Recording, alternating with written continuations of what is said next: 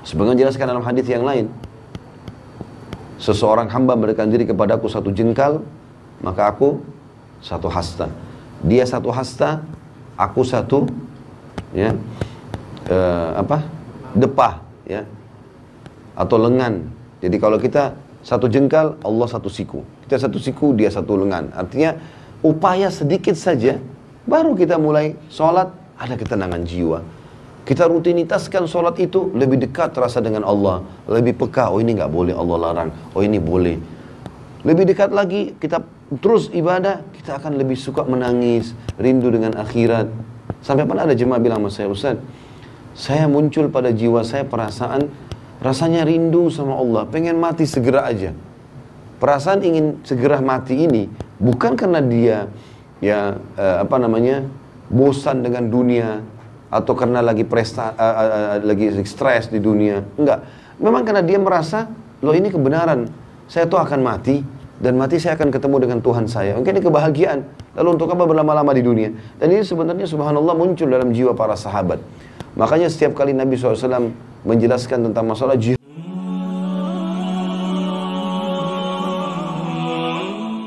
ini kurang lebih rasionalnya.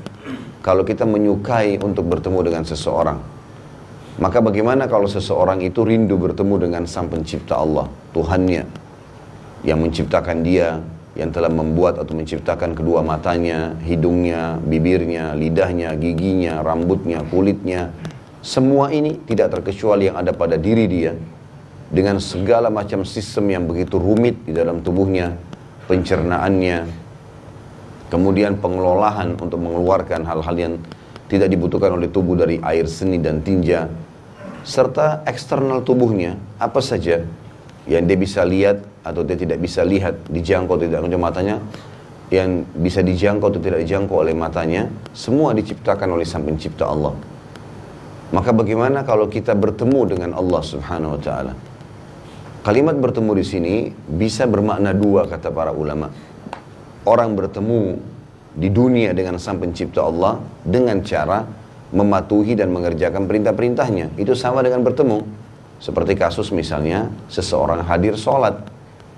Di dalam hadis yang sahih disebutkan, Nabi SAW bersabda, bila seorang hamba membaca Al-Fatihah, Alhamdulillahi Rabbil Alamin, maka Sang Pencipta Allah akan menjawabnya langsung, mengatakan, Hamadani abdi, hambaku memujiku.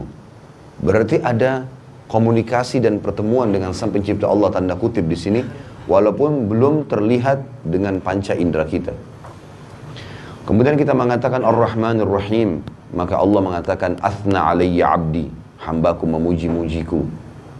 Malik Yaumiddin, raja yang berkuasa pada hari kiamat nanti.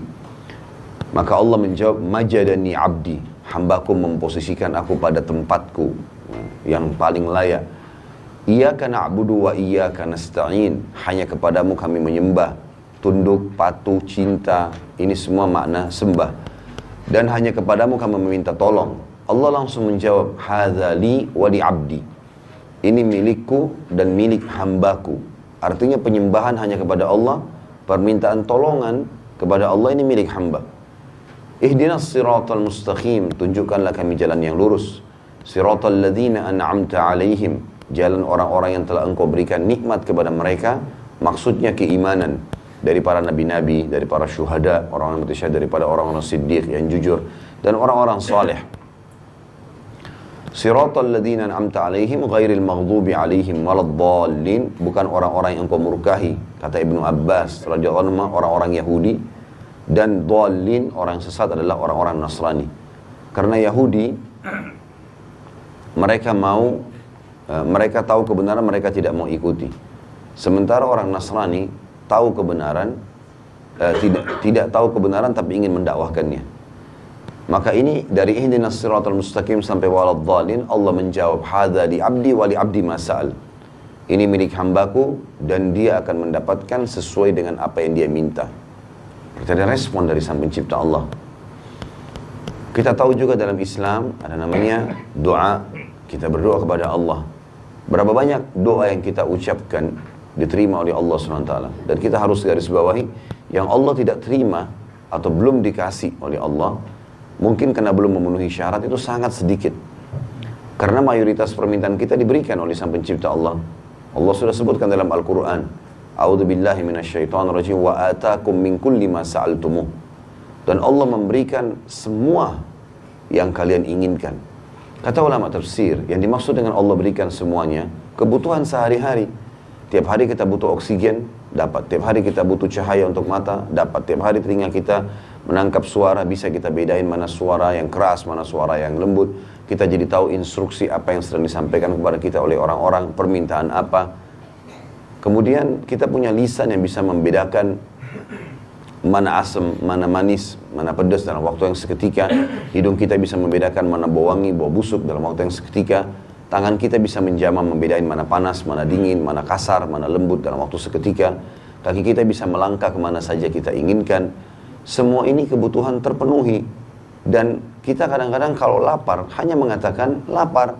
Tiba-tiba kita bisa dapat makanan, tinggal memilih dan mengunyah. Tugas manusia memilih dan menikmati. Milih makanan, saya mau bakso, saya mau gado-gado, saya mau ini, saya mau itu. Lalu kemudian dia tinggal makan, nikmati. Selebihnya bukan tugas dia.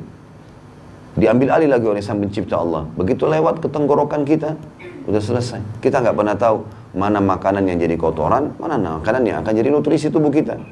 Kita nggak pernah kelola. Bayangkan Bapak Ibu sekalian kalau kita harus mengelola sendiri satu piring nasi yang kita masukkan, yang ini jadi nutrisi, kita harus kelola dulu. Kemudian yang ini akan jadi kotoran. Bahkan saya yakin kalau kita tahu ada yang akan jadi kotoran dari satu piring nasi itu, kita tidak akan memakan yang jadi kotoran. Tapi kuasa Sang Pencipta Allah terlibat dalam kehidupan kita sehari-hari dan kita harus peka. Tidak mungkin semua itu terjadi tanpa ada pengurus yang pengawas. Ya. Dan itu Allah Subhanahu Wa Taala sudah mengajarkan kepada kita dengan kalimat mulia, La ilaha illallah, La ma'buda bihaqqin illallah. Tidak ada Tuhan, pencipta, pemilik, pengawas, penguasa, pemusnah di langit dan di bumi kecuali Allah. Maka tentu seseorang pekah dengan masalah-masalah seperti ini. Dia tahu dia sedang berhubungan dengan Sang Pencipta Allah. Mungkin yang Allah belum kasih pada saat dia minta mau menikah dengan seseorang, atau dia mau buka usaha A, atau dia mau bayar utang ini, mungkin Allah belum kasih di situ karena ada juga syarat yang belum terpenuhi. Misal dia minta yang haram kah? Misal memang masih banyak dosa yang menghambat itu sehingga dia harus bersihkan dulu dosanya, kemudian baru diterima. Ada poin-poin yang sudah diajarkan secara syariat berhubungan dengan masalah itu. Maka interaksi kita dengan Sang Pencipta Allah di dunia sudah ada, bukan tidak ada. Dan seluruh fenomena di sekitar kita ini luar biasa. Allah Subhanahu Wa Taala sudah memberikan gambaran kepada kita dengan banyak ayat-ayatnya. Coba kita tadabburi beberapa ayat teman-teman sekalian. Terlintas di benak saya sekarang surah An-Nahl, surah nomor 16. Kita baca An-Nahl, surah nomor 16 ayat 65 mulainya ya. Kita lihat bagaimana Sang Pencipta Allah memperkenalkan dirinya kepada kita dan menjelaskan kalau kita sebenarnya bisa berinteraksi dengan Allah setiap saat. Dimulai dengan ayat 65, A'udzubillahi minasyaitonirrajim, Wallahu anzala minas sama'i ma'an fa ahya bihil arda ba'da mautiha. Inna fi dzalika laayatan liqaumin yasma'un. Allah lah satu-satunya yang telah menurunkan dari langit air hujan. Dan dengan air itu dihidupkannya lah bumi sesudah mati. Siapa orang di antara kita teman-teman yang tidak bisa lihat air hujan? Selama hidup kita sering kita lihat bagaimana bisa air sebanyak itu ya, turun, dan ada waktu dia turun, ada waktu dia berhenti, dan kita manusia tidak punya campur tangan sama sekali di situ. Bahkan kita cuma tahu kalau hujan berlindung darinya. Kalau panas kita malah berharap turun hujan. Allah satu-satunya yang telah mengaku itu teman-teman, dan belum pernah ada yang mengaku itu. Pawang hujan pun hanya bisa mengatakan dia berusaha. Itu pun di waktu tertentu, di tempat tertentu saja, dengan menggunakan tenaga-tenaga jin dengan kesyirikan kepada Allah. Tapi Sang Pencipta Allah menurunkan hujan dari langit dan menghidupkan bumi yang telah mati, maksudnya kering. Sesungguhnya pada yang demikian itu, fenomena turunnya hujan, benar-benar terdapat tanda-tanda kebesaran Tuhan bagi orang-orang yang mau mendengarkan, mau belajar, mau berenungi masalah itu. Ayat 66-nya, Wa inna lakum fil an'ami la'ibrah nusqikum mimma fi butunihi min baini farthin min baini farthin wa damin labanan khalisan sa'igan lisyaribin. Maaf, saya ulangi. Wa inna lakum fil an'ami la'ibrah nusqikum mimma fi butunihi min baini farthin wa damin labanan khalisan sa'igan lisyaribin. Dan sesungguhnya pada binatang ternak kambing, sapi, unta, benar-benar terdapat pelajaran bagi kalian. Kami memberikan kalian minum dari apa yang berada dalam perut hewan ternak tersebut berupa susu yang bersih antara kotoran dan darah. Jadi susunya sapi, susunya kambing itu lewat di antara kotorannya dia dengan darahnya. Kok bisa keluar susu yang rasanya enak, baunya nyaman, ya, juga berfungsi bagi anggota tubuh, padahal dia lewat di antara darah yang bau dan kotor juga dengan kotoran.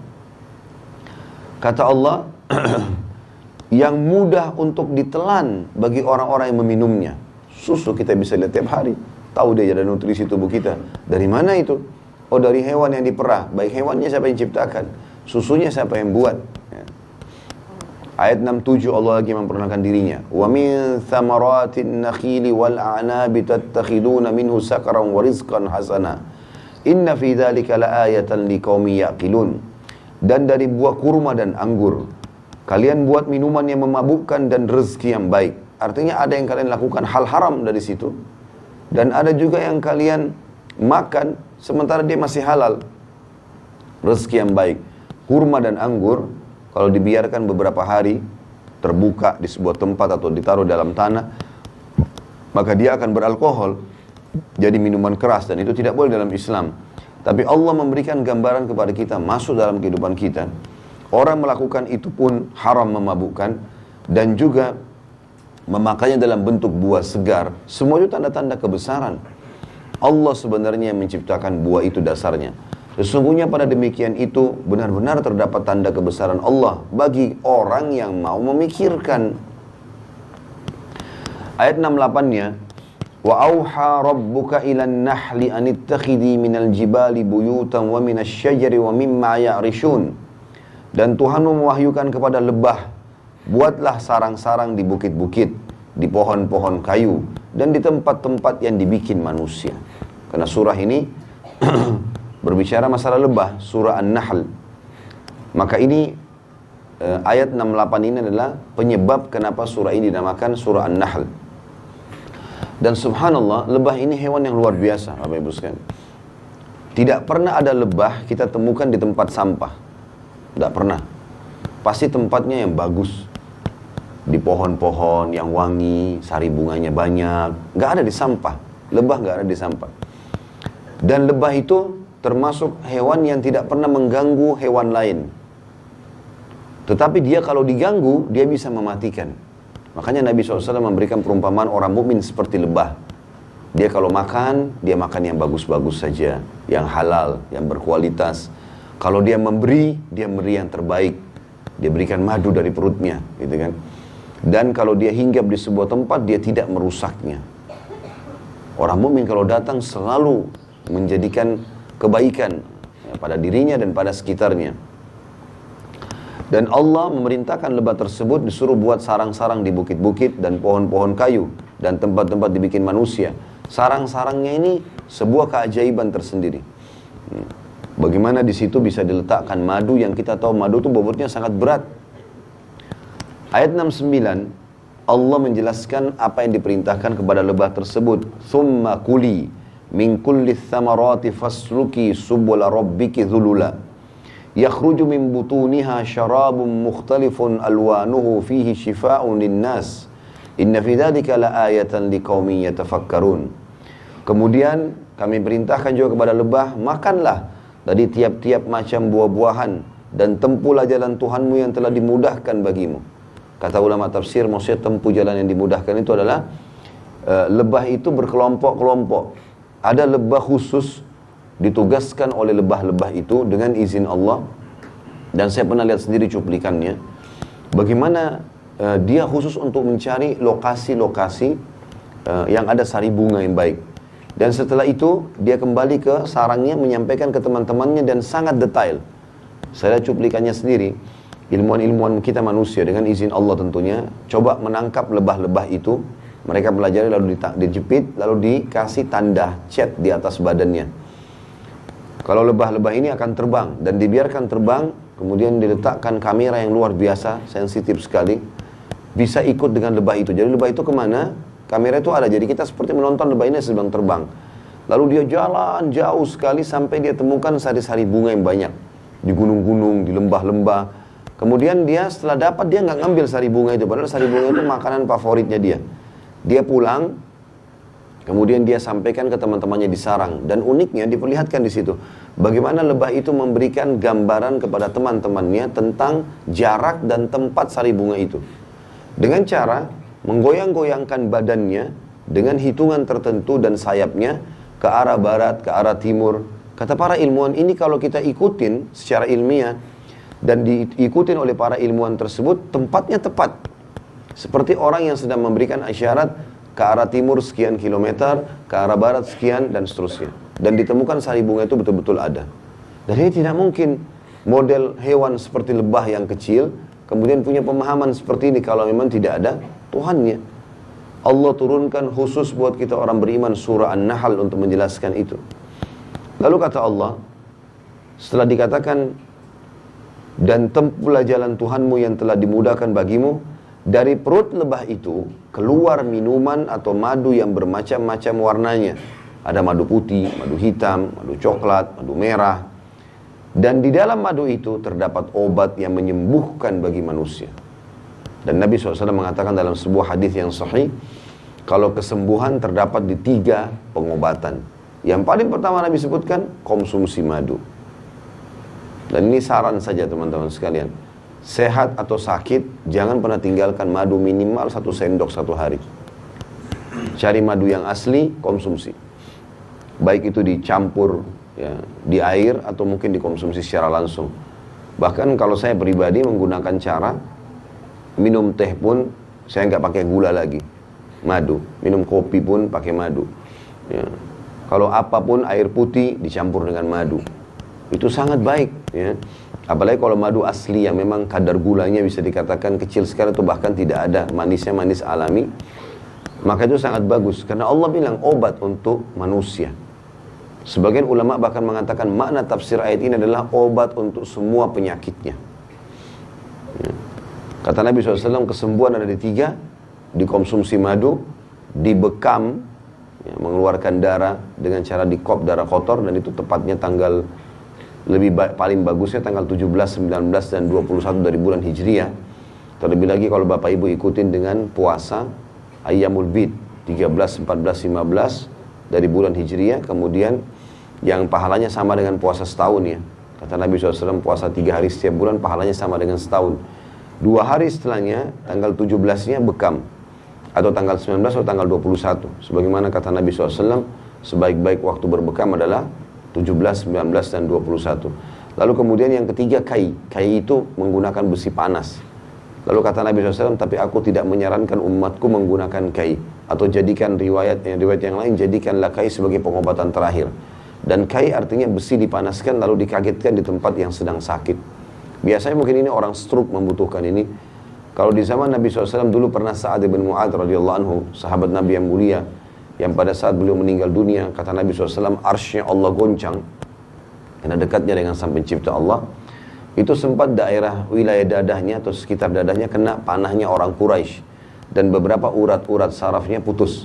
Maka ngeluarin darah terus non-stop. Ya, zaman dulu nggak ada kayak zaman sekarang. Sekarang ada dokter bedah segala macam bisa dijahit. Zaman dulu nggak bisa. Maka Nabi SAW pun memanaskan besi lalu menempelkan di lukanya Sa'ad, ya, untuk memberhentikan darah tersebut. Tapi saksi bahasan kita adalah masalah madu. Ya. Sesungguhnya pada demikian itu benar-benar terdapat tanda-tanda kebesaran Tuhan bagi orang-orang yang mau memikirkan. Ayat 70. Wallahu khalaqakum thumma yatawaffakum wa minkum man yuraddu ila ardhalil umri likay la ya'lama ba'da ilmin syai'a inna allaha alimun qadir. Allah menciptakan kalian semua Kemudian dialah yang mewafatkan kalian. Nggak ada siapapun di antara kita teman-teman, mau sehat, mau sakit, mau muda, mau tua, mau pejabat, mau orang biasa, laki-laki, perempuan, anak kecil, orang tua, mati pada saatnya. Dan di antara kalian ada yang dikembalikan kepada umur yang paling lemah atau sudah pikun. Ada di antara kita dibiarkan sampai tua, agar dia atau supaya dia tidak mengetahui lagi sesuatu yang pernah diketahuinya, untuk membuktikan kelemahan manusia. Tadinya dia mungkin penghafal Al-Quran mungkin, atau hafalannya banyak, atau seorang yang ya banyak aktivitasnya. Allah biarkan dia sampai umur 100 tahun, 120 tahun, pikun, lupa semuanya. Sesungguhnya Allah maha mengetahui lagi maha kuasa. Kemudian ayat 71, Wallahu faddala ba'dakum ala ba'din fil rizq. Faman ladhina fuddilu biraddi rizkihim ala ma malakat aymanuhum fahum fihi sawa afa bi ni'matillahi yajhadun. Dan Allah melebihkan sebagian kalian dari sebagian yang lain dari hal rezeki. Ada kaya, ada miskin, ada pas-pasan, ya. Tetapi orang-orang yang diberikan rezekinya, ada di antara mereka tidak mau memberikan rezeki mereka kepada budak-budak yang mereka miliki, atau maksudnya di sini adalah orang-orang di sekitarnya, agar mereka sama merasakan rezeki itu. Maka mengapa mereka mengingkari nikmat Allah? Mengapa setelah kaya dari miskin tadinya sekarang tidak mau membantu orang lain? Ayat 72. Wallahu ja'ala lakum min anfusikum azwajan wa ja'ala lakum min azwajikum banina wa hafadhatan wa razaqakum minat tayyibat afa bil batili yu'minuna bi ni'matillahi hum yakfurun.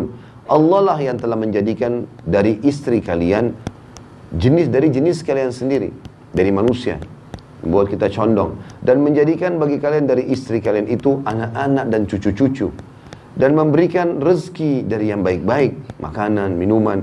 Contohnya kata ulama, rezeki yang baik adalah Allah membuat kita tidak suka dengan bau busuk, warna yang busuk atau warna yang sudah sangat tua, buram, ya. Buah-buahan misalnya kalau makin segar, makin bagus warnanya, makin ya segar buahnya, kita makin tertarik untuk beli. Sedikit ada rusaknya kita tidak mau. Kata ulama itu makna tafsir Allah memberikan rezeki kalian dari yang baik-baik. Allah buat kita tidak suka kalau sudah busuk, walaupun tadinya bagus. Apel misalnya masih segar kita tertarik beli. Namanya juga apel pada saat dia rusak, tapi kita nggak mau menyentuhnya. Maka mengapa mereka beriman kepada yang batil? Mengapa mereka masih yakin ada Tuhan selain Allah, masih minta ke patung, pohon, banyak bukti-bukti, dan mengingkari nikmat Allah? Ayat 73. Wa ya'buduna min dunillahi ma la yamliku lahum rizqan minas sama' ma la yamliku lahum rizqan minas samawati wal ardi syai'an wa la yastati'un. Dan mereka menyembah selain Allah sesuatu yang tidak dapat memberikan rezeki kepada mereka sedikit pun dari langit dan bumi, dan tidak berkuasa sedikit pun jua. Mereka menyembah semua tidak ada kemampuannya, pohon lah, jimat lah, nggak ada gunanya, nggak ada andilnya di langit dan di bumi. Yang terakhir ayat 74, fala tadribu lillahil amsal innallaha ya'lamu wa antum la ta'lamun. Maka jangan pernah kalian mengadakan sekutu-sekutu bagi Allah. Nggak ada gunanya itu patung-patung, pohon, jimat segala macam, itu makhluk. Jangan jadikan sekutu-sekutu bagi Allah. Sungguhnya Allah mengetahui sedangkan kalian tidak mengetahui, ya. Tentu ini teman-teman sekalian saksi-saksi bahasan, ya, tentang masalah kemahabesaran Allah subhanahu wa ta'ala. Kita sekarang pindah ke surah Ar-Ra'd, ya, surah nomor 13, ya, kita mundur 3 surah. Dimulai dari ayat 1-nya. A'udzu billahi minasyaitonir rajim. Alif lam mim ra. Tilka ayatul kitab walladzi unzila ilayka min rabbikal haqq walakinna aktsaran nasi la yu'minun. Alif lam mim ra. Ini adalah ayat-ayat Al-Qur'an atau Alkitab, dan kitab yang diturunkan kepada Muhammad dari Tuhanmu adalah benar. Ini bukan kata-kata manusia. Allah yang menurunkan dan sedang komunikasi dengan kita. Akan tetapi kebanyakan manusia tidak mau beriman kepadanya, tidak mau baca, nggak mau tahu artinya, nggak mau renungi maknanya, nggak mau amalkan isinya. Lalu Allah perkenalkan yang telah menurunkan kalamnya, perkataannya, hukum-hukumnya dan pernyataannya adalah Allah. Al-Quran ini bukan mainan, termasuk yang sedang kita baca sekarang. Allah perkenalkan dirinya di ayat 2-nya. Allahul ladzi rafa'as samawati bighairi 'amadin tarawunaha, thumma istawa 'alal arsh, wa sakhara asy-syamsa wal qamar, kullun yajri li ajalin musamma, yudabbirul amra yufassilul ayati la'allakum biliqa'i rabbikum tuqinun. Allah lah yang telah meninggikan langit tanpa tiang sebagaimana yang kalian lihat. Langit yang kita lihat setiap saat, sebentar habis taklim pun keluar bisa kita lihat. Tidak ada tiangnya satupun.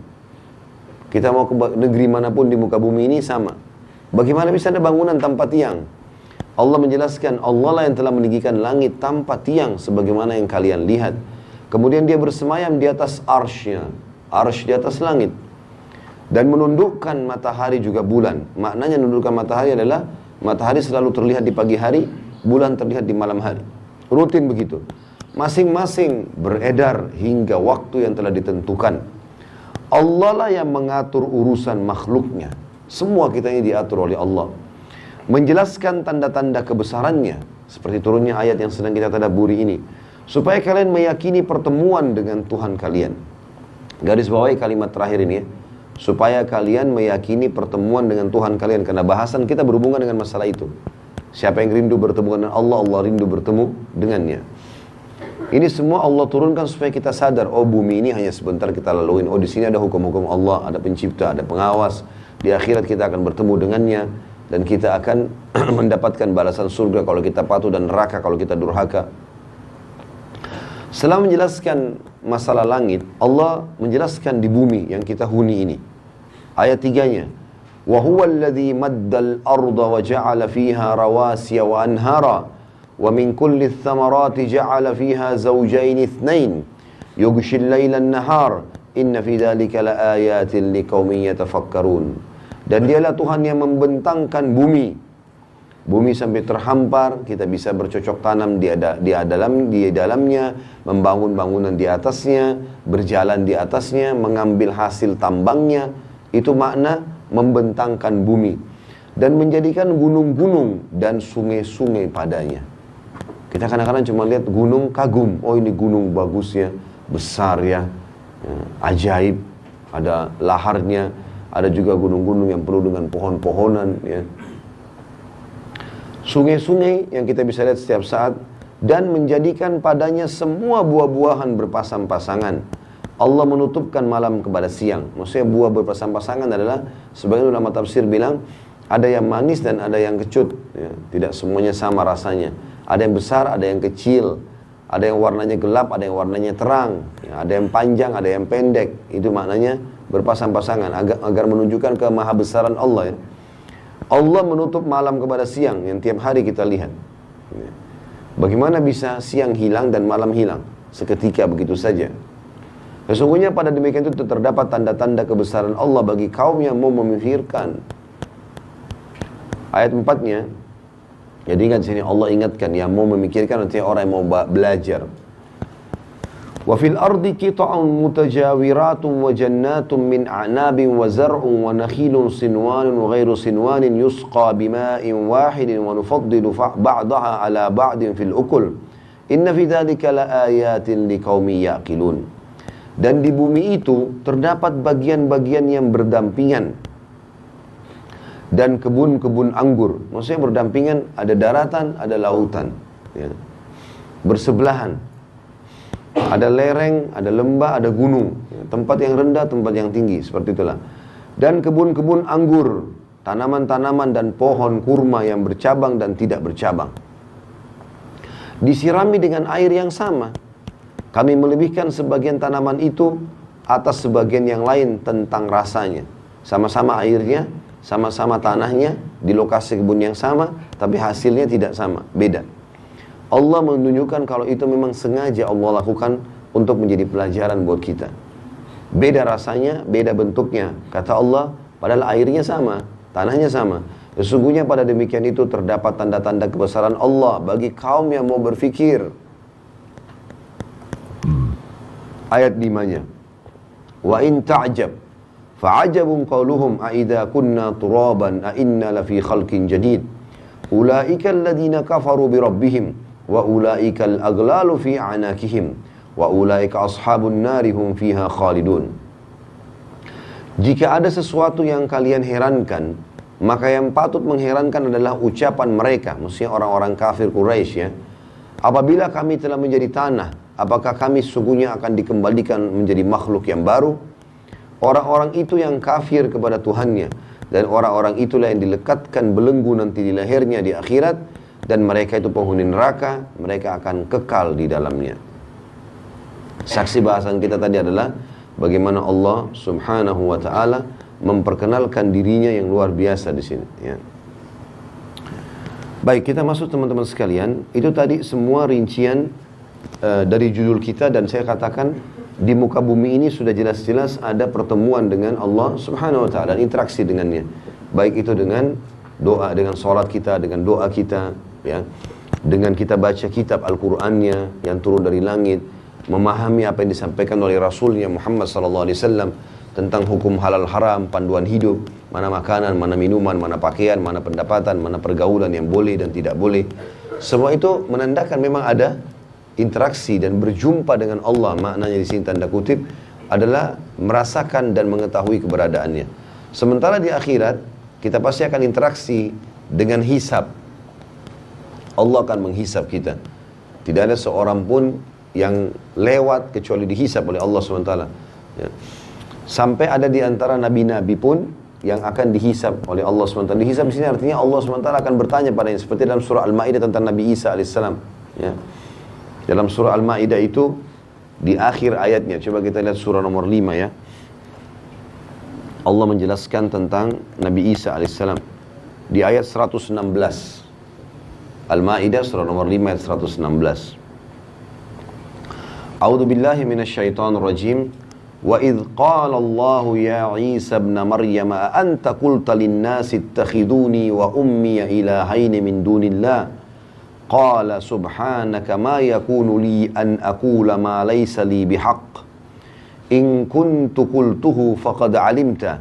Ta'lamu ma fi nafsi wa la a'lamu ma fi nafsik. Innaka anta 'allamul ghuyub. Dan ingatlah, dan makna ingat artinya pelajarilah.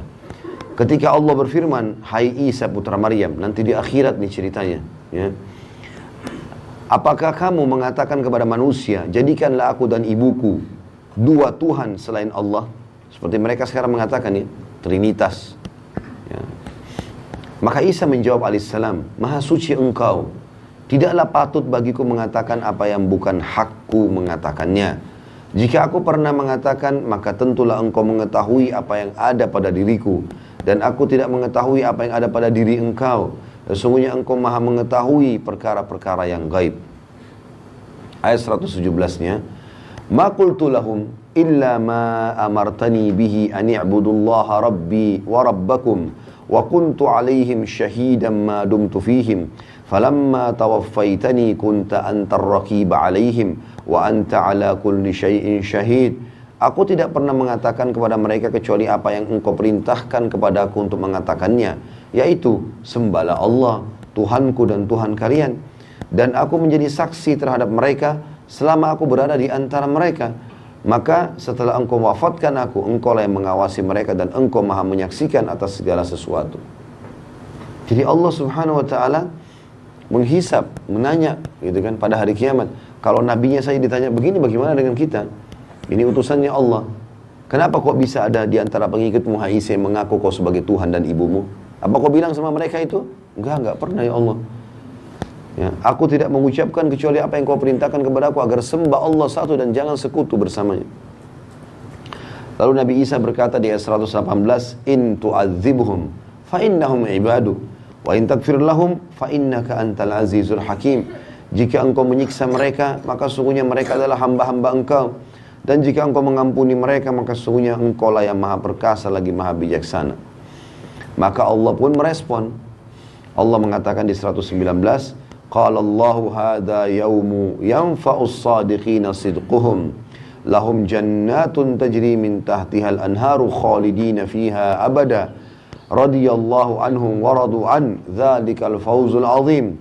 Allah pun berfirman, ini adalah suatu hari yang bermanfaat bagi orang-orang yang benar, yang benar kebenaran mereka. Maksudnya jujur, ya, keimanan mereka. Bagi mereka surga yang dibawahnya mengalir sungai-sungai, mereka kekal di dalamnya selama-lamanya. Allah ridho terhadap mereka dan itulah keberuntungan yang besar. Penutupan surah Al-Maidah 120 ayat 120, lillahi mulkus samawati wal ardi wa ma fihin wa huwa ala kulli syai'in qadir. Kepunyaan Allah lah kerajaan langit dan bumi dan apa yang ada di dalamnya, dan dia maha kuasa atas segala sesuatu. Jadi kita sudah coba membahas ayat-ayat yang menjelaskan kepada kita kemahabesaran Allah di bumi dan selama kita hidup di dunia. Dan kita juga sudah membahas kalau kita akan bertemu dengan Allah di akhirat, yang sifatnya memang akan ada hisab di situ. Contoh saja Nabi Isa, ini sebagai contoh. Tentu banyak sekali ayat berhubungan dengan nanti akan ada hisab hari kiamat, gitu kan? Seperti dalam Al-Quran juga yang akhir juz 30 sering kita baca, wa may ya'mal mithqala dzarratin khairan yara wa may ya'mal mithqala dzarratin syarran yara. Siapa yang berbuat kebaikan sebesar biji sawi dia akan lihat, siapa yang membuat keburukan sebesar biji sawi dia akan lihat. Semua akan ada, gitu kan? Dalam ayat lain, fa amma man utiya kitabahu bi yamini fa yaqulu ha umqra'u kitabiyah. Orang-orang yang diberikan kitab di tangan kanannya, maka mereka akan mengatakan, ini bukuku, bacalah. Inni adri wa inni mulakin hisabiyah, dan saya sudah temukan hisab saya. Dan seterusnya ada ayat-ayat Al-Quran berhubungan dengan masalah itu, tentunya berhubungan dengan masalah hisab. Nah, bahasan kita teman-teman sekalian adalah pada kesempatan ini hadis qudsi, tepatnya nomor 34 dengan sanad sahih, sebagaimana di buku kita ditulis itu dengan sanad sahih. Bagaimana seorang hamba seperti kita ini faham ada Tuhannya Allah, dan dia tahu, harus dia yakin dia akan mati dan dia akan bertemu dengan Tuhannya. Akan ada hisab hari kiamat. Setelah dia lolos hisab, kalau amal baik semua, dia akan masuk surga, dan surga benar ada. Begitu pula dengan neraka ada. Kata Nabi SAW dalam sebuah hadis yang sahih, siapa yang mengucapkan asyhadu an la ilaha illallah wahdahu la syarikalah, aku bersaksi tidak Tuhan yang berhak disembah kecuali Allah, wa anna Muhammadan abduhu wa rasuluh, dan Muhammad adalah hamba juga utusannya, wa anna Isa abdullahi wa rasulih, dan Isa adalah juga hamba juga utusan Allah, bukan Tuhan. Wa kalimatu alqaha ila Maryam ruhun min, dan dia juga yakin kalau Maryam menerima firman Allah pada saat akan membuatnya hamil Isa alaihissalam, dan ruh Allah yang Allah ciptakan langsung seperti yang Allah ciptakan juga untuk Adam alaihissalam, maka ditiupkan kepada Maryam. Wa anna jannal haq wa anna nara haq, bahwasanya surga benar, neraka juga benar ada. Adkhalahullahu al-jannah ala ma kana alaihi min amal, maka Allah akan masukkan dia ke dalam surga sesuai dengan kadar amal yang telah dia lakukan. Jadi ada di sini poin keyakinan ada surga dan ada neraka. Dan ini teman-teman sekalian janji. Sebagaimana, dan Allah tidak akan bukan janji, sebagaimana kita di dunia ini punya kehidupan, di akhirat ada kehidupan. Sebagaimana malam dan siang berpasang-pasangan, lapar dan kenyang berpasangan, laki-laki perempuan berpasangan, muda tua berpasangan, hidup mati berpasangan, dunia akhirat berpasangan. Jadi betul-betul di sana ada kehidupan. Dan pada saat seseorang yang antara kita meninggal, tinggal dia tunggu ajalnya datang, semuanya akan terbuka. Hijab antara dia dengan amal-amalnya akan terbuka. Dia jadi tahu, oh ternyata ini loh histori hidup saya. Dari saya lahir sampai saya mati. Ini loh amal-amal yang saya kerjakan. Semua dipaparkan oleh Sang Pencipta Allah Subhanahu wa Ta'ala. Di antaranya hadis ini menjelaskan masalah itu. Saya bacakan. Dari Abu Hurairah radhiyallahu anhu, Rasulullah sallallahu alaihi wasallam bersabda, Allah Subhanahu wa Ta'ala berfirman, "Idza ahabba 'abdi liqa'i, ahbabtu liqa'ah, wa idza kariha liqa'i, karihtu liqa'ah." Hadis ini riwayat Bukhari. Jika hambaku suka berjumpa denganku, maka aku pun suka berjumpa dengannya.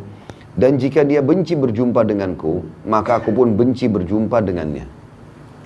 Ulama menjabarkan hadis ini mengatakan memiliki banyak makna. Di antara maknanya adalah kalau seorang hamba berusaha mendekatkan diri kepada Allah di dunia, walaupun dengan upaya yang kecil, dia misalnya tadinya tidak sholat, mulai dia sholat. Dia tadinya tidak pernah sedekah, mulai dia sedekah. Baru memulai, seperti orang yang baru sekolah SD, masih kecil, baru memulai belajar, maka Allah sudah langsung merangkulnya. Sebagaimana jelaskan dalam hadis yang lain, seseorang hamba memberikan diri kepadaku 1 jengkal, maka aku 1 hasta. Dia 1 hasta, aku 1 ya, depah ya, atau lengan. Jadi kalau kita 1 jengkal, Allah 1 siku. Kita 1 siku, dia 1 lengan. Artinya upaya sedikit saja, baru kita mulai sholat, ada ketenangan jiwa. Kita rutinitaskan sholat itu, lebih dekat terasa dengan Allah. Lebih peka, oh ini nggak boleh Allah larang, oh ini boleh. Lebih dekat lagi, kita terus ibadah, kita akan lebih suka menangis, rindu dengan akhirat.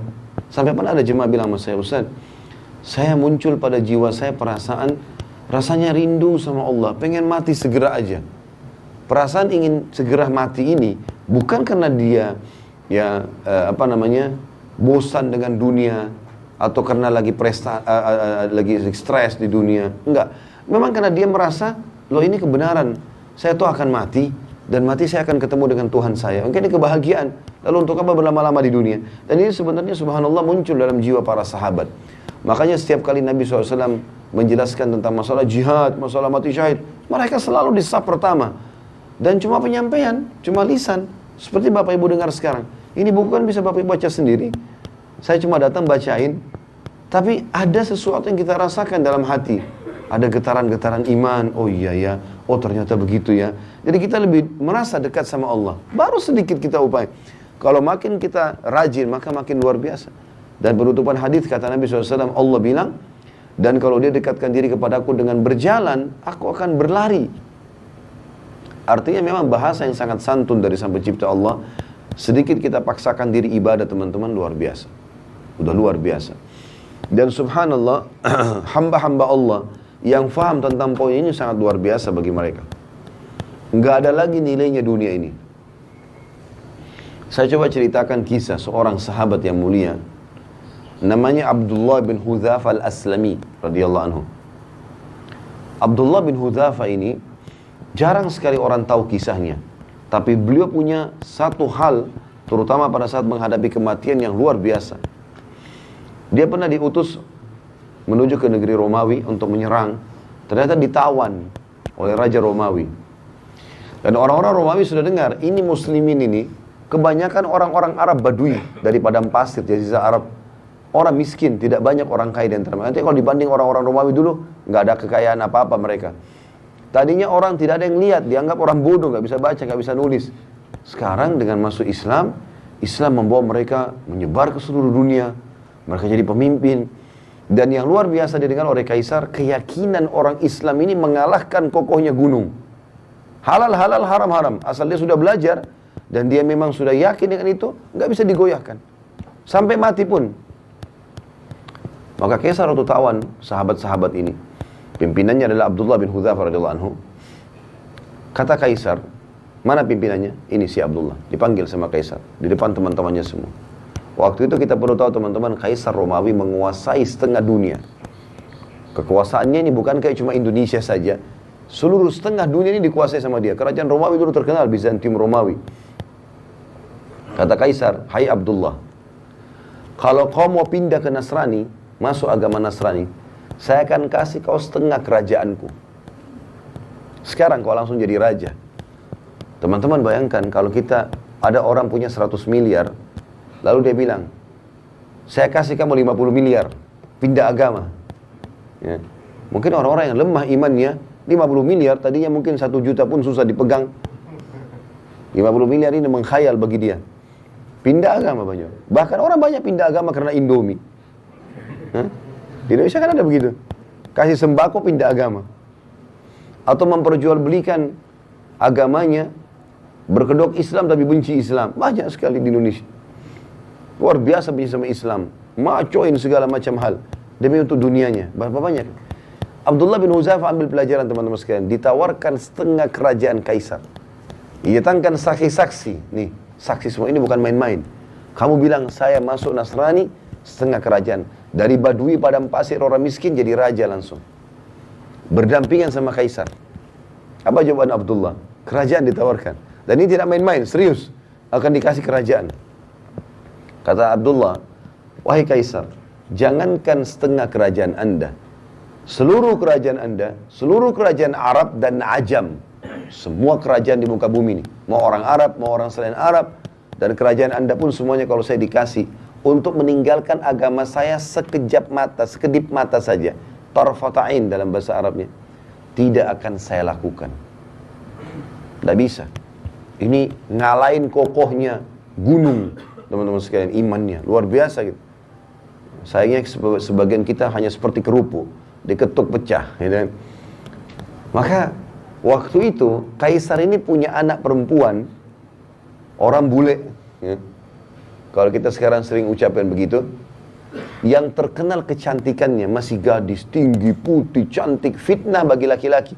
Sampai banyak raja-raja waktu itu dan para perdana menterinya, Kaisar, panglima-panglima perang berharap jadi suaminya perempuan itu.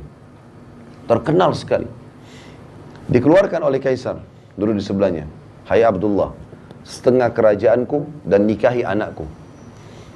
Ini juga plus lagi, dapat perempuan tercantik di dunia pada saat itu. Kata Abdullah dengan kalimat yang mungkin Kaisar tidak semudah itu memahaminya ya, tapi orang beriman harus bisa faham. Dia mengatakan, Anda menawarkan anak Anda perempuan ini ya, untuk digantikan dengan bidadari yang Allah janjikan untukku di surga. Artinya percuma, nggak mempan. Ya. Maka kata Kaisar, penjarakan orang ini. Instruksinya, jangan kasih makan dan minum. Nggak boleh makan dan minum. Teman-teman, kita kalau nggak makan 2 hari, 3 hari mungkin masih lapar, tapi masih bisa hidup lah. Tapi kalau nggak minum, ini nggak mudah nih. Dari pagi sampai malam kita nggak minum sudah kering tenggorokan. 2 hari, 3 hari bisa meninggal ini. Jangan kasih makan dan kasih minum, di penjara. Dan Kaisar suruh penjaga-penjaga prajuritnya perhatikan. Kalau sudah lemes, sampaikan ke saya. 3 hari, 3 malam, nggak makan, nggak minum. Sampai dikatakan dalam kisah ini, Abdullah kepalanya mulai melemas. Condong ke kiri. Udah lemas gitu. Nggak ada minum, nggak ada makan. Lalu pada saat itu, kata prajuritnya Kaisar, sudah lemas.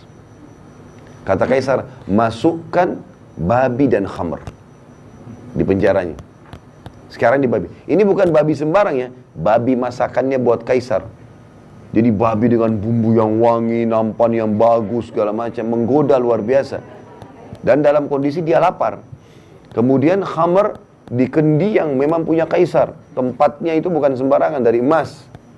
Taruh di situ. Subhanallah.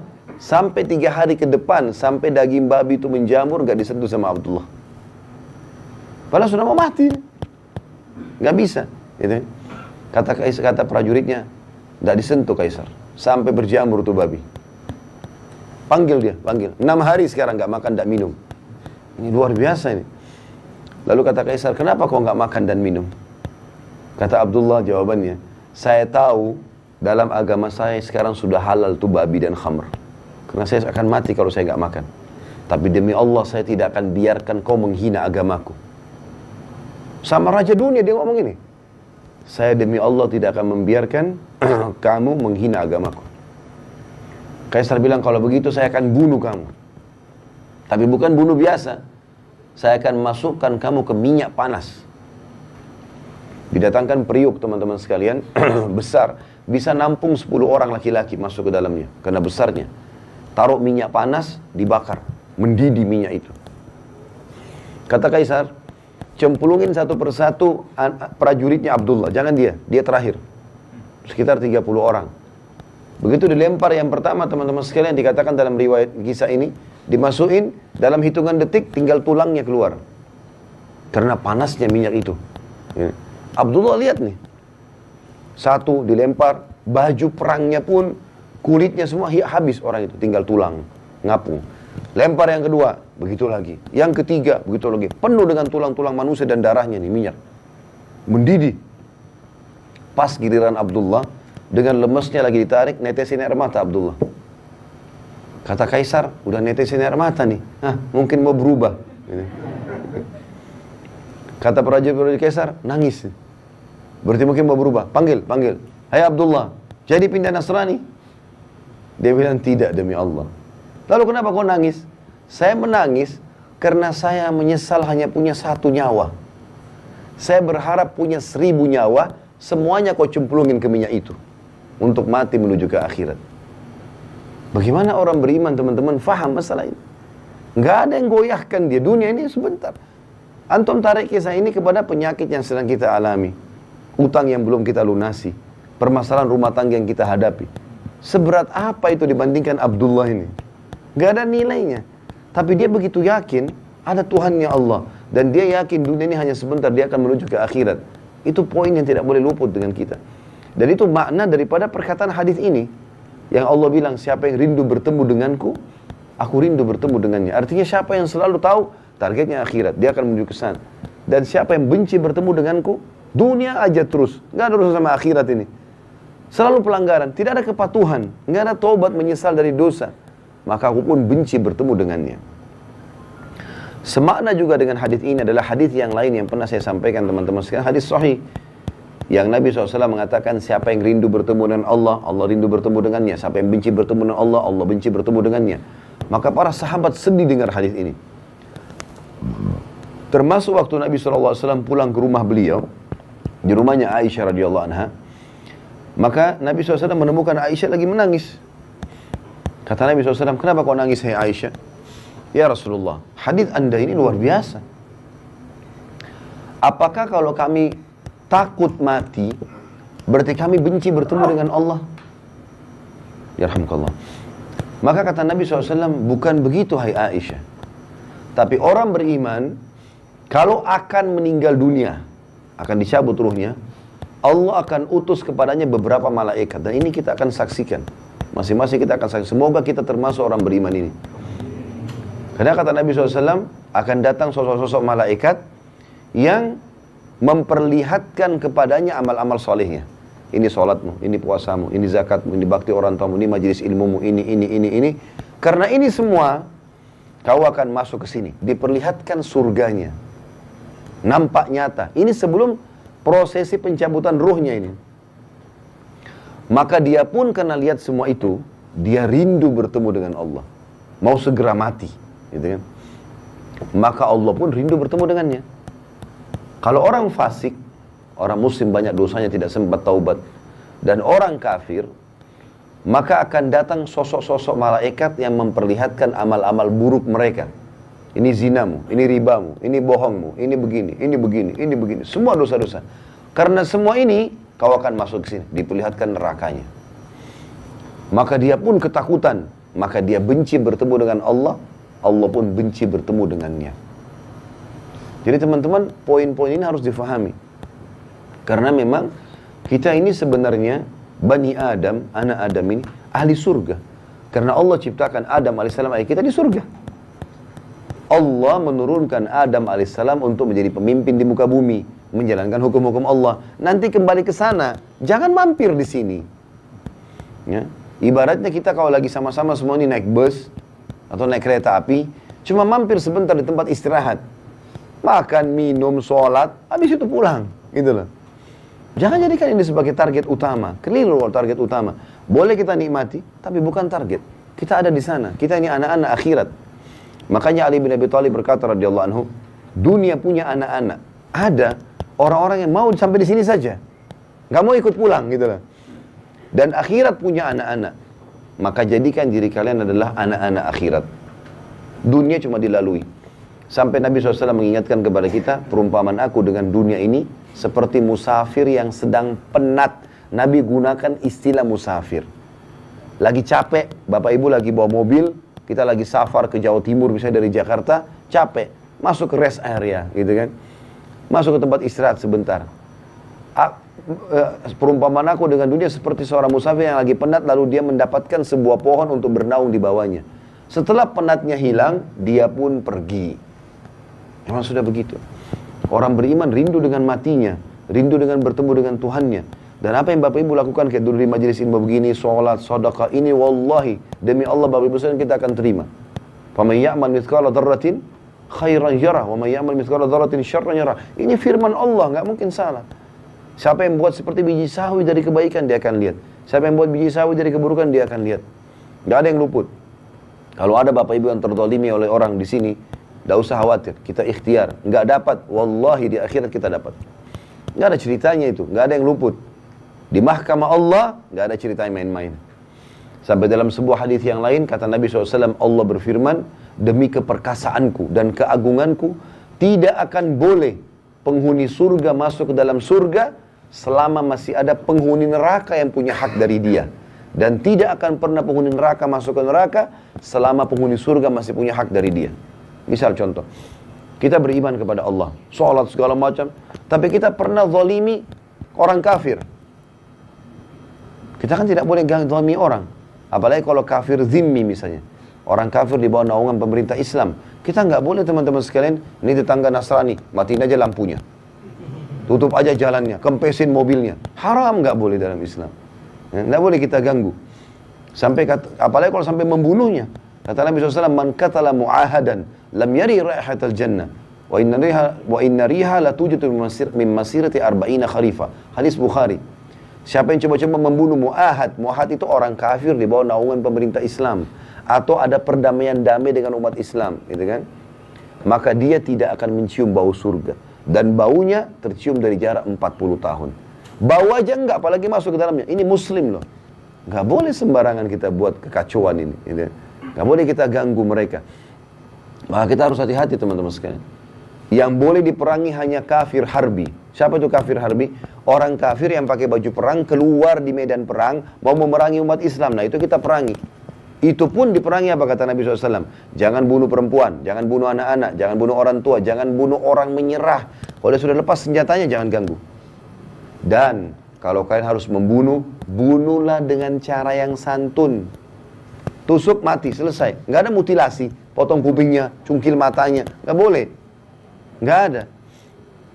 Orang kalau nyerah lepas. Orang kalaupun dibunuh maka bunuh dengan cara yang baik. Nggak ada dalam Islam bakar. Wah apa segala, nggak bisa.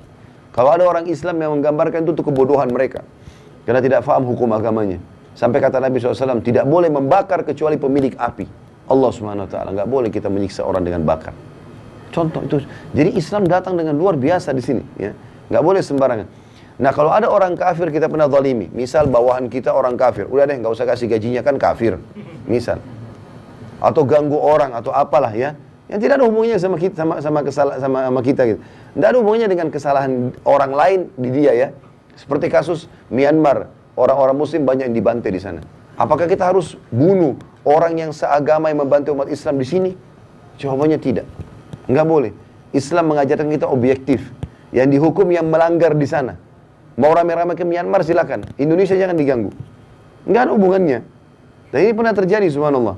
Di zaman Sultan Muhammad Murad Al-Fatih yang terkenal, ya, yang dapat julukan Al-Fatih, 25 tahun bisa menembus benteng Konstantinopel, bagian Eropanya Turki. Yang kata Nabi SAW akan menembus benteng Konstantinopel, orang Islam gitu kan. Sebaik-baik pemimpin pada saat itu, sebaik-baik pasukan pada saat itu Muhammad bin Murad rahimahullah. Beliau berhasil. Muhammad bin Murad ini, di masa kejayaan beliau, umat Islam dibantai oleh kaum Nasrani di Spanyol. Sampai ada dikenal dengan Mahkamah Taftish. Ya.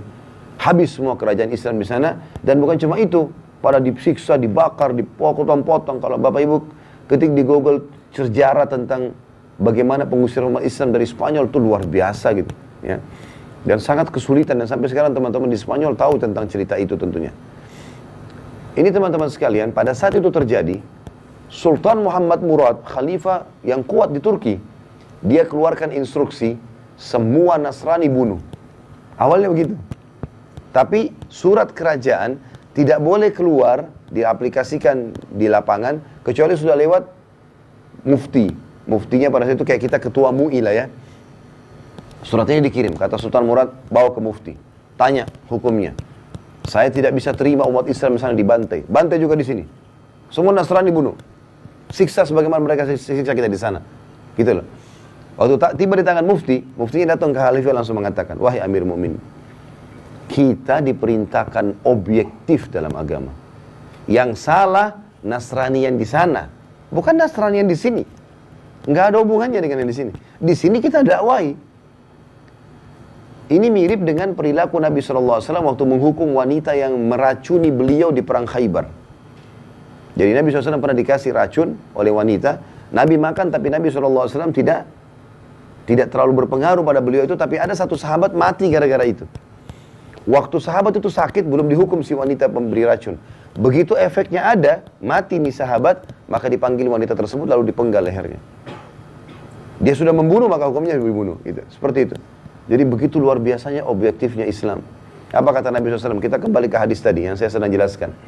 Kata Allah SWT, demi keperkasaan dan keagunganku tidak akan masuk surga penghuni surga selama ada penghuni neraka yang punya hak dari dia. Kalau orang kafir pernah kita zalimi, gak mau kasih gajinya, gak mau gini, gak mau bayar utang segala macam, kita sudah pasti masuk surga nih. Karena amal soleh kita misalnya banyak. Tidak masuk surga kecuali ini sudah selesai dulu. Apa masalahnya sama ini? Pernah utang gak bayar. Baik, nanti Allah akan menilai di akhirat. Utang itu berapa nilainya secara akhirat. Berapa kadar pahala kita. Misal harus 1000 pahala dikurangi 1000 pahala. Bukan dikasih kepada si kafir, karena gak ada gunanya bagi dia. Tapi Allah kurangi itu untuk mengurangi fasilitas kita di surga. Itu kerugian. Gitu kan? Dan kata Nabi SAW, Allah juga berfirman, dan tidak akan masuk penghuni neraka ke dalam neraka ya, sebelum selama masih ada ahli surga yang punya hak dari dia. Misal kita balik kasusnya, ada orang kafir misalnya zalim, karena ada orang Islam hidup di wilayah dia, kemudian dia zalim, diambillah haknya, tidak dikasih gajinya, apalah orang Islam ini dizalimi. Ini orang kafir, mati masuk neraka dia sebenarnya. Tapi Muslim tadi masih punya hak dari dia. Kata Nabi SAW, Allah bilang tidak akan masuk penghuni neraka selama masih ada penghuni surga punya hak dari dia. Ditantangkan si kafir, apa kezalimannya? Misal dia zalim pernah tidak kasih gaji. Berapa kadarnya? Setelah akhirat, itu Allah lebih tahu hitung-hitungannya. 1000 misalnya. Maka ditambah 1000 pahala kepada si Muslim untuk meninggikan derajatnya di surga. Si kafir nggak ada gunanya untuk diambil dari dia. Maka begitu luar biasanya hisab pada hari kiamat, saudara muslim. Dan ini semua sekali lagi fakta yang akan kita lalui. Sebagaimana Bapak Ibu jalan tadi ke sini, sebagaimana kita dari bayi sampai sekarang kita lalui fenomena kehidupan ini, begitu juga di akhirat loh. Ada semuanya. Dan kehidupan abadi bagi seseorang muslim pada saat dia sampai di akhirat nanti. Kita masuk teman-teman sekalian ke bab yang setelahnya dan kita tutup dengan ini. Kalau ada pertanyaan silakan ditulis di kertas. Tanda cinta Allah kepada hamba. Hadis yang pertama dalam bab kita ini, hadis nomor 35, dan ini sanadnya sahih, diriwayatkan oleh Imam Bukhari. Dari Abu Hurairah radhiyallahu anhu, Nabi SAW bersabda, "Idza ahabballahu 'abdan nada Jibril, innallaha yuhibbu fulanan fa'ahibbahu. Fayuhibbuhu Jibril, fayunadi Jibrilu fi ahli as-sama', innallaha yuhibbu fulana fa'ahibbuhu, fayuhibbuhu ahlus sama'. Thumma yudha'u lahul qabulu fi ahlil ard." Jika Allah mencintai seorang hamba, maka dia memanggil Jibril. Allah memanggil Jibril. Lalu berfirman kepadanya, sesungguhnya Allah mencintai si fulan. Maka cintailah dia. Jibril pun lalu mencintainya. Lalu Jibril menyuruh kepada penduduk langit, sesungguhnya Allah mencintai si fulan. Ini si fulan nanti disebut namanya ya. Maka cintailah dia. Maka seluruh penduduk langit mencintainya. Kemudian diberikanlah pada hamba tersebut penerimaan di penduduk bumi. Hadis ini teman-teman mulia sekali. Bagaimana seseorang hamba menjadikan target cintanya, rindunya, kepatuhannya hanya kepada Sang Pencipta Allah. Dan ini penting sekali. Bagaimana Allah Subhanahu wa taala memberikan tanda kepada kita kalau dia mencintai kita. Disebutkan dalam hadis ini. Kalau Allah akan menyuruh Jibril, memanggil Jibril, Jibril pimpinan para malaikat. Aku cinta sama si fulan, kau juga harus cintai. Maka karena rajanya malaikat Jibril mencintainya, maka Allah pun suruh Jibril sampaikan kepada seluruh penghuni langit. Semua malaikat, miliaran jumlahnya. Yang kata Nabi SAW, demi zat yang jiwaku dalam genggamannya, tidak ada tempat ukuran 4 jari manusia di langit yang luas ini, kecuali ada malaikat yang sedang sujud atau ruku. Penuh dengan malaikat.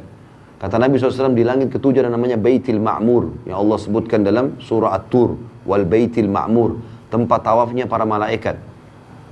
Tiap hari ada 70.000 malaikat yang tawaf, masuk ke dalamnya tidak akan keluar lagi. Artinya Allah SWT musnahkan, Allah ganti dengan malaikat yang baru. Maka malaikat semua itu mencintainya. Semua. Ya. Tidak peduli di dunia ini kita dicintai atau tidak gitu kan. Tapi ini luar biasa kalau langit sudah cintai. Cuman dititip pesankan di sini. Dan pada saat itu pun, pada saat penghuni langit sudah mencintainya, maka diberikanlah hamba tersebut penerimaan di bentuk bumi. Maksudnya orang akhirnya jadi suka sama dia. Allah SWT buat jadi suka, orang datang, orang ketemu, orang berharap dari dia. Itu berarti tanda cintanya Allah pada dia. Makanya Urwah bin Zubair rahimahullah mengatakan wasiat yang sangat luar biasa.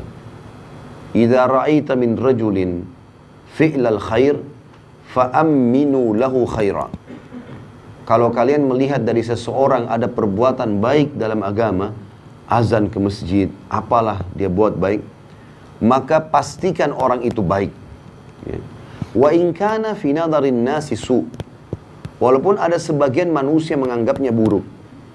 Karena memang dalam hadits ini dikatakan Allah akan buat penerimaan di muka bumi, bukan berarti semua orang menerima dia ya.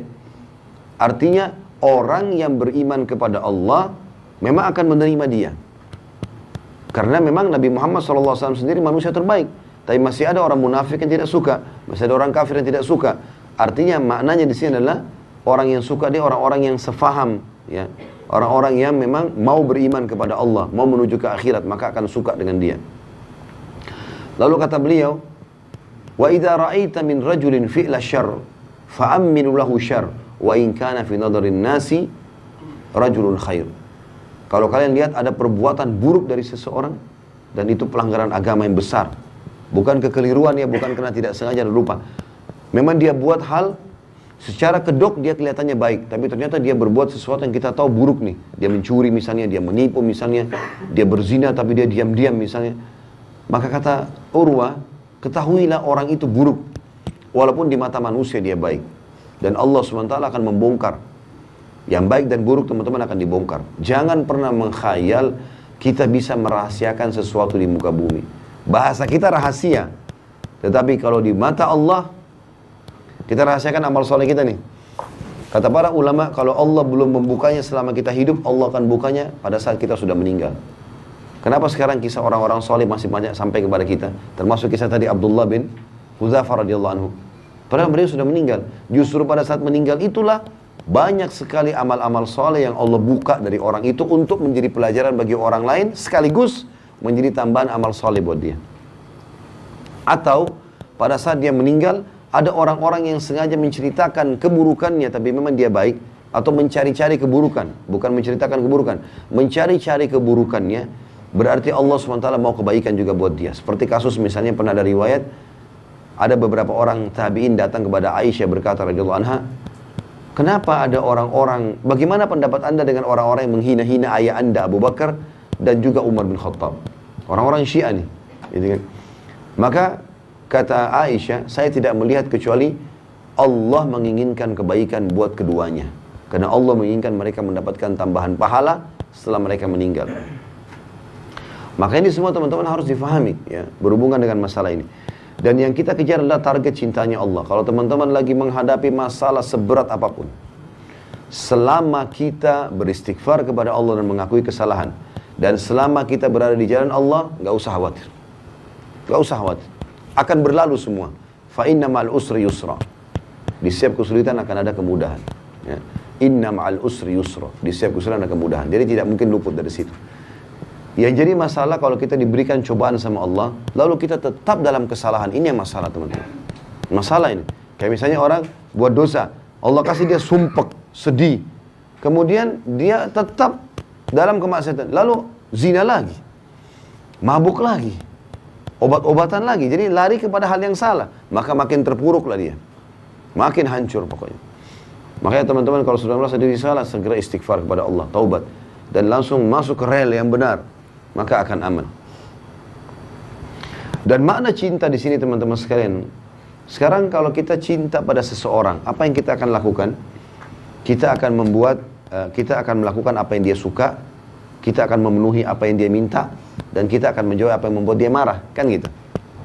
Allah mencintai dia, Allah akan selalu membuat dia puas, itu maknanya. Allah akan penuhi kebutuhannya, maafkan kesalahannya. Dan tentu makna sebaliknya, kalau kita dicintai oleh orang lain, kita akan temukan orang itu tulus, baik sama kita. Itu makna cinta. Yang terakhir adalah hadis 36, yang mau saya terakhir dalam bahasan kita pada pagi ini, insyaAllah. Kita lanjutkan di kesempatan bulan depan lagi. Hadis sahih diriwayatkan oleh Imam Muslim dari Abu Hurairah radhiyallahu anhu, Rasulullah SAW bersabda, Inna Allah idha habba abdan da'a Jibril faqala inni uhibbu fulanan fa'ahibbuh qala fayuhibbu Jibril thumma yunadi fis sama fayaqul inna Allah yuhibbu fulanan fa'ahibbuh fayuhibbuhu ahlus sama qala thumma yudha'u lahu al-qabulu fil ard wa idha abghada abdan da'a Jibril fayaqul inni ubghidu fulana fa'abghidhu qala fayubghiduhu Jibril ثم ينادي في أهل السماء إن الله يبغض فلانا فأبغضوه قال فيبغضه ثم توضع له البغضاء في الأرض. Sesungguhnya Allah jika dia mencintai seorang hamba, dan ini target kita, bagaimana kita melakukan perbuatan yang Allah suka, jauhi apa yang Allah larang, kita akan dapat itu cintanya Allah. Maka Allah akan memanggil Jibril, D-nya diganti besar karena kata ganti Allah. Dia memanggil Jibril seraya berfirman, sesungguhnya aku, A-nya juga besar kata ganti Allah, mencintai fulan, maka cintailah dia. Perintah langsung Allah kepada Jibril, pimpinan malaikat, mencintai kita secara pribadi. Disebutkan namanya. Maka cintailah dia. Jibril pun mencintainya. Kemudian Jibril menyeru di langit, sesungguhnya Allah mencintai fulan, maka cintailah dia. Maka penduduk langit pun mencintainya. Kemudian diberikanlah untuknya penerimaan di bumi. Dan jika, ini tadi sudah kita jelaskan hadis ini, kita ambil potongan yang belum kita jelaskan tadi, dan belum disebutkan di hadis yang pertama. Dan jika Allah membenci seorang hamba, sebaliknya, karena dosa yang bertumpuk-tumpuk, tidak mau taubat, pelanggaran demi pelanggaran, maka dia, Allah memanggil Jibril seraya berfirman, sesungguhnya aku membenci fulan, maka bencilah dia.